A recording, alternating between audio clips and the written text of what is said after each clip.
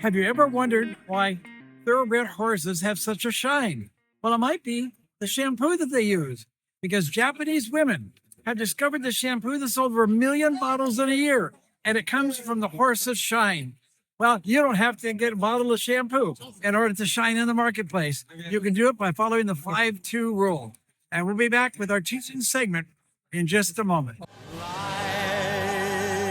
up your face with gladness, hide every trace of sadness, although a tear may be ever so near. That's the time you must keep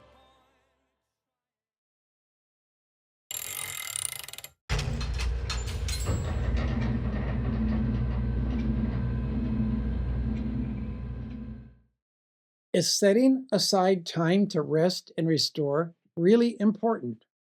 One way that many top performing leaders and athletes guard their energy reserves is by using the 5-2 rule. I first learned about this recharging strategy in an article about speed skater Niels van der Poel. Now, if you're anything like me, you know next to nothing about speed skating. But for fans of the sport, Niels is a legend. He's an Olympic gold medalist and world record holder. Niels said that he believes that many athletes put a relentless focus on training, and they think that helps best them achieving their goals. But the problem with this approach is that when someone is captivated by achieving big dreams and achievements, it's easy to let their other parts of their life fall by the wayside. And as a result, relationships suffer, plus they're unable to endure tough times. On the contrary, Niels believes that a training using the 5-2 rule enhances performance and keeps a person grounded. See, Niels uses the rule and trains like crazy 5 days a week. But here's the key. Then he completely steps away from training for 2 days, thus the 5-2 rule.